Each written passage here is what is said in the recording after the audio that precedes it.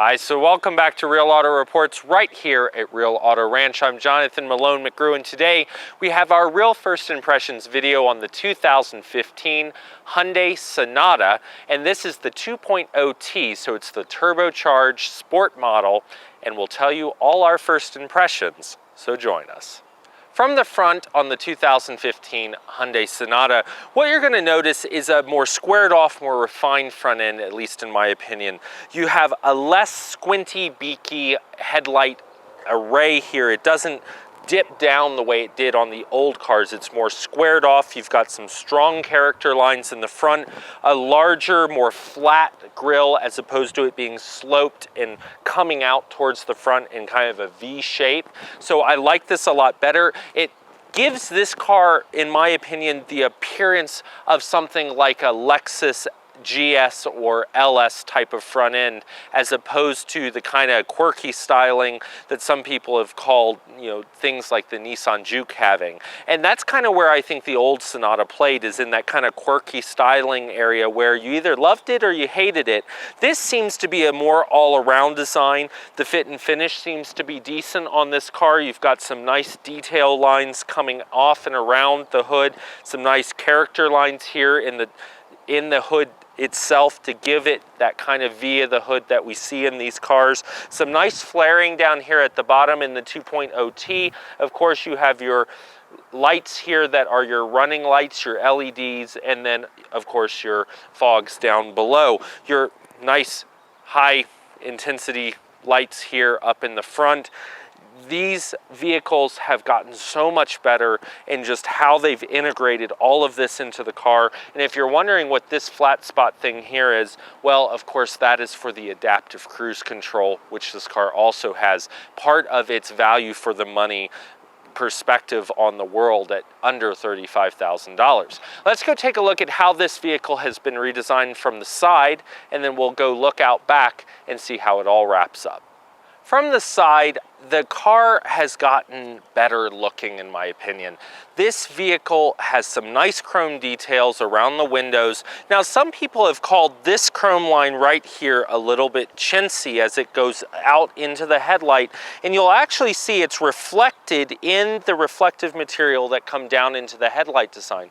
I actually think this is a nice detail. It brings all of this together and gives the car a forward motion.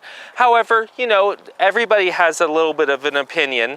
I like the way the rear styling comes off this trunk lid with the multiple bevel into the strong body line. No longer do you have the line that dips through the door handles like on the previous generation. In the old generation, if you looked carefully, this door handle and this door handle had a line going right through it and dipping down towards the front wheel, also creating that kind of beaked front nose dip that we saw in the old car, that more quirky styling, as I mentioned before. This car, I think, is more classy. I think that it's a vehicle that looks very close to something like the Ford Fusion. It's stepping up its design to give it that kind of high-end, people call it a Fusion Martin, like an Aston Martin. Well, I don't think it's a direct copy, but I definitely think this is a form of flattery that we're seeing it tied together in a similar type of design language. With some nice body details, you've got a curve here, it slopes right here with a little bulge, and then kicks out right before the chrome detail at the bottom of the sill here.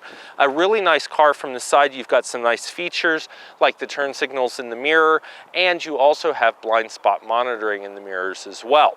18-inch rims wrapped with some good Kuma rubber here from the factory, but you'll see from our first impressions driving and our real video coming up that the performance in road handling may not be this car's strong suit, but we won't spoil the surprise. Let's go take a look at the back. From the back on our Sport 2.0T, we have a couple things here that we should point out that have been kind of getting mixed reviews. One of them is this lip spoiler, and I think the issue with the lip spoiler is that it doesn't actually fit the whole lip of the trunk here. There's actually about a 1/4 of an inch gap or so from side to side where it literally fits on, and it's actually not It's about the same gap on either side, but it looks like it was just an afterthought and added, both in the way it's beveled and the way that it just kind of smacks into it here off the rear trunk line and off the back windshield design. It doesn't bother me that much, but I know that for some people, it isn't as well integrated as they'd like to see it. I had similar issues with the new Dodge Charger with the stick-on spoiler they put on that vehicle as well.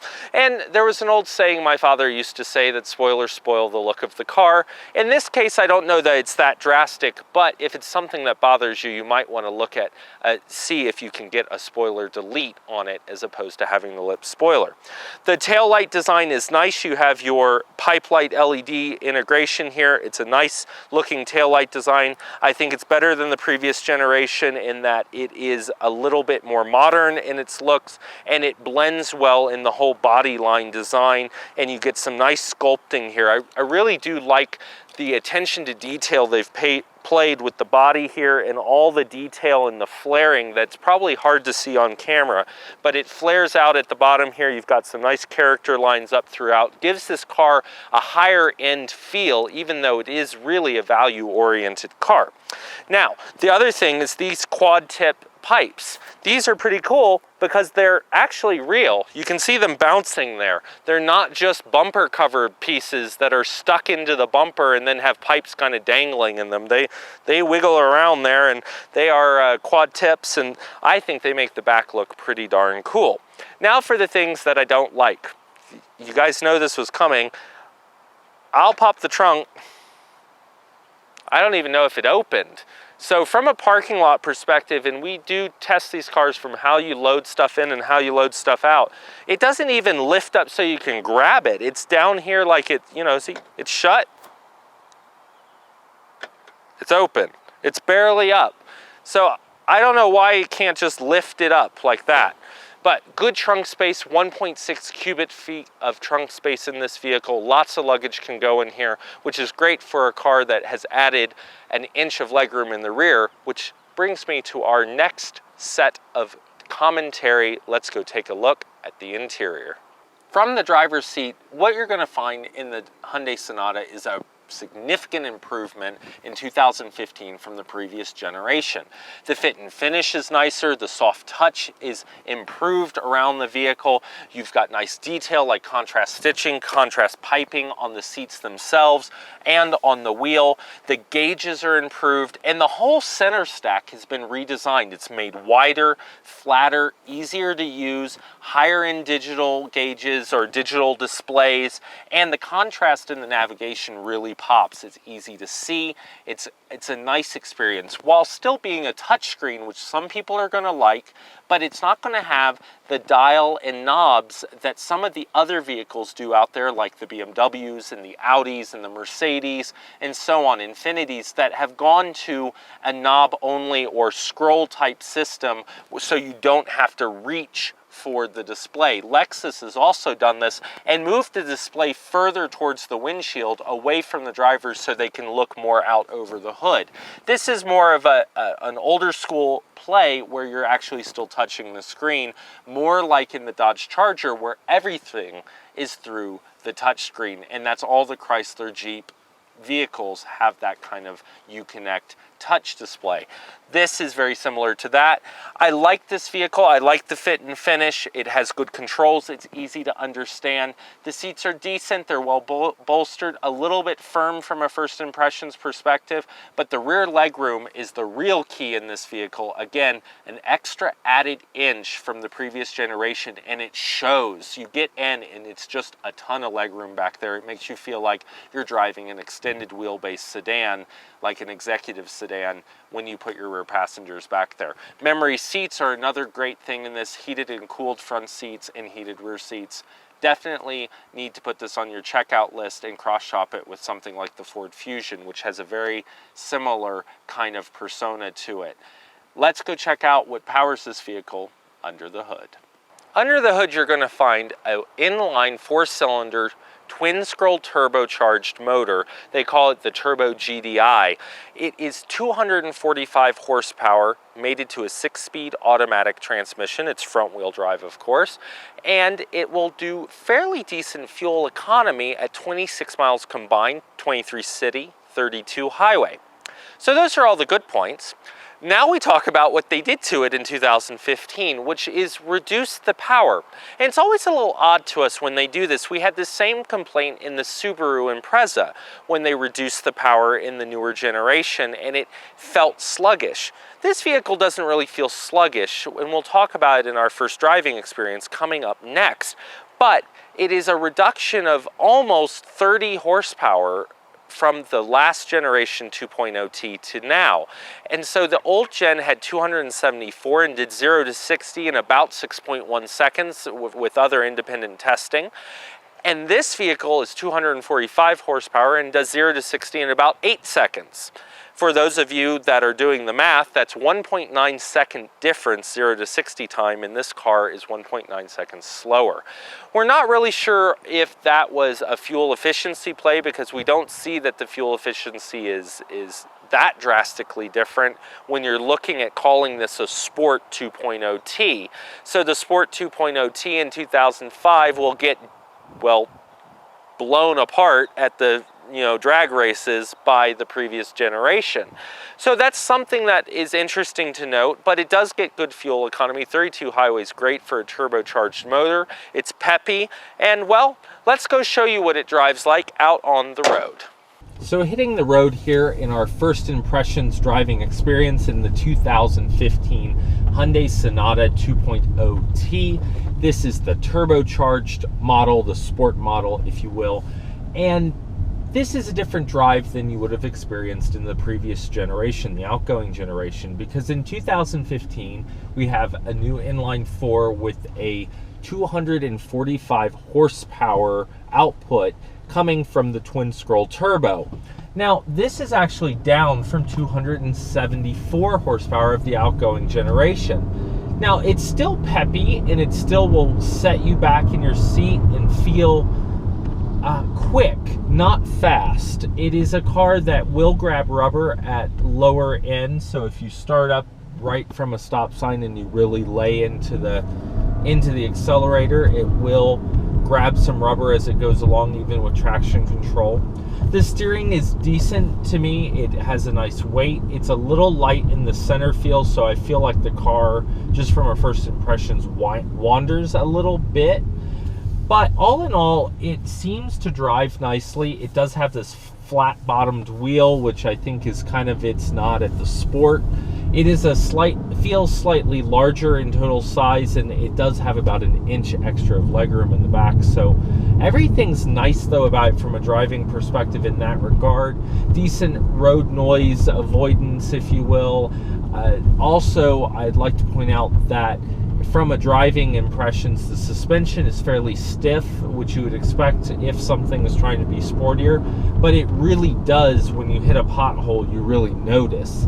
It's a kind of an unfortunate experience in town because of how stiff the suspension really is. When you hit a big pothole, you tend to go ow, in the car. But we'll have more details for you in our real video, the real review. From a first impressions perspective, though, it presents pretty well. Would have liked to have seen them keep the horsepower up. I'm not really sure why they brought it down, and especially since the 0 to 60 time has dropped by 1.9 seconds, which is pretty significant. However, it will do 26 miles per gallon combined with the 23 city, so that's not bad at all. And well, I mean, this is a car that is comfortable enough to drive regularly and out on the road, but we'll have to see how we like it after driving it a little bit longer. So come back for the real video, and we'll have the real wrap-up coming up next. So that's the Real First Impressions video edition on the 2015 Hyundai Sonata 2.0T. This vehicle, as tested, will come in right about $34,000, $500, just a tad under actually.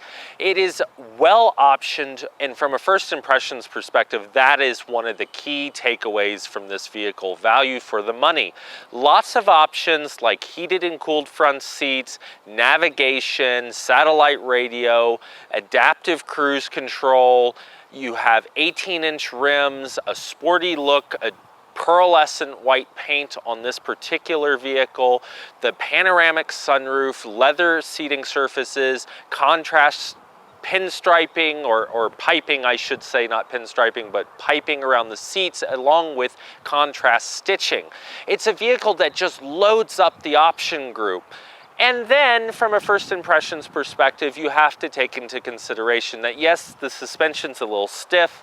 The steering is not as exact as, say, a BMW or an Audi, perhaps, but it is a nice driving vehicle that gives you a lot of value for the money and some decent performance, though we question in our first impressions why they've reduced the horsepower from 274 to 245 and extended the 0 to 60 time out 1.9 seconds to an 8-second 0 to 60.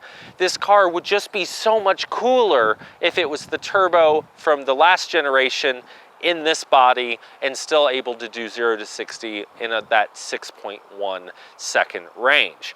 But from a first impressions perspective, I guess we do like the new body. In fact, I engage with this design a lot better than the previous. I like that it's a little bit more subdued, a little bit more refined. It has more stature up here in the front with a flatter front end that gives it some aggressive presence and less of that kind of beaky sloped front of the previous gen.